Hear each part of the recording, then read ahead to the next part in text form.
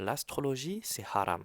Et si cette phrase énerve ton ego, c'est que Allah a voulu que ce rappel te parvienne pour te ramener sur le droit chemin. C'est une preuve d'amour et de guidance d'Allah. Il peut très bien prendre ton âme juste après que tu aies commis un péché. Mais Allah est miséricordieux. Et il nous guide, il nous donne des signes, et il nous laisse du temps pour comprendre et pour revenir vers lui. L'astrologie, c'est bel et bien haram, et je vais t'expliquer pourquoi. Même si tu te dis, mais je crois pas en la mythologie, je crois pas au zodiaque, je m'en sers juste pour mieux comprendre les gens, pour mieux me comprendre moi-même. Je fais ça juste par curiosité. Oh, mais c'est juste pour m'amuser.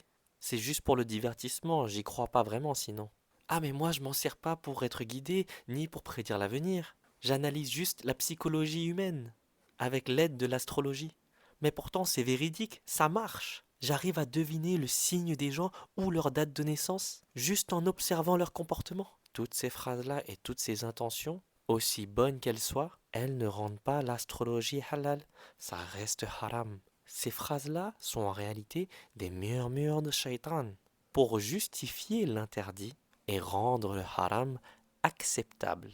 Parce qu'au fond, l'astrologie, peu importe les raisons pour lesquelles on s'en sert, ça revient à accorder à la création un pouvoir qui n'appartient que au créateur, à Allah Azawajal. La racine de l'astrologie vient du shirk. Et cette pratique, elle est dangereuse pour le croyant parce que la personne ne se laisse plus guider par Allah seule.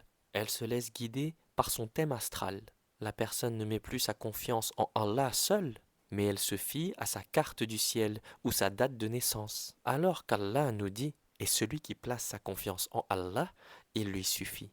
Le musulman, pour être réellement en paix, doit placer sa confiance en Allah seul, pas placer sa confiance sur sa date de naissance, sur sa carte astrale, sur les étoiles. On doit placer notre confiance en Allah, le Créateur, pas en la création ou les créatures. Croire en Allah et en son messager, ça veut également dire faire confiance en Allah et en son messager et obéir à Allah et à son messager sallallahu alayhi wa sallam. Celui qui dit croire en Allah doit suivre la voie du messager d'Allah sallallahu alayhi wa sallam et pas suivre sa propre voie ou suivre la voie des étoiles. Ce n'est pas ça ce que le messager d'Allah sallallahu alayhi wa sallam nous a enseigné. Lorsqu'on dit ouais mais moi j'y crois pas, je fais ça juste pour le fun, eh bien c'est très dangereux parce qu'on banalise ce qu'Allah nous a interdit. On ouvre notre cœur à l'habitude du haram et on justifie notre désobéissance à Allah.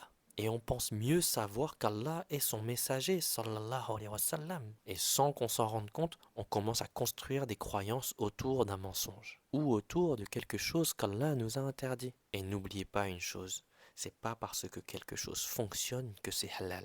La magie noire et la magie blanche fonctionnent, mais ça reste strictement haram. Allah nous l'a dit, que la sorcellerie n'est là que en tant qu'épreuve. Qui va obéir à Allah, qui va désobéir, qui va dire je crois en Allah, mais que sa foi ne sera pas sincère. Qui va dire je crois en Allah et en son messager, puis placer sa confiance dans la sorcellerie, dans l'astrologie, et se croire plus savant qu'Allah. Toutes ces choses-là font partie de l'épreuve. Et lorsque la vie sera finie, on retournera vers notre Créateur. Et on va devoir rendre des comptes à Allah. Et ceux qui disent mais ça marche, c'est véridique, j'arrive à deviner la date de naissance ou le signe des gens sans me tromper.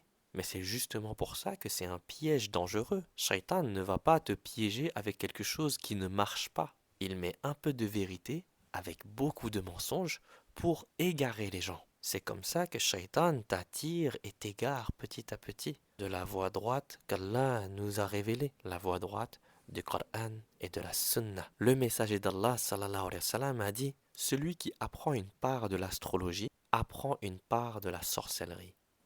Donc voilà, éloigne-toi du shirk, éloigne-toi de la bida et adore Allah d'une manière qu'il a agréée en pratiquant l'islam selon le Coran et la Sunna. Ne suis pas ta propre voie ou la voie des étoiles. Suis la voie du messager d'Allah sallallahu alayhi wa sallam. Et Allah dit: et place ta confiance en Allah. Allah suffit comme protecteur. N'accorde plus à la création une part d'un pouvoir qui appartient exclusivement à Allah Azawajal. Ne pense plus que ta date de naissance détermine ta personnalité.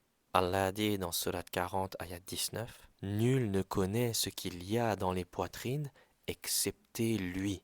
Et Allah a également dit dans la sourate 27, ayat 65, nul dans les cieux ni sur la terre ne connaît l'invisible sauf Allah.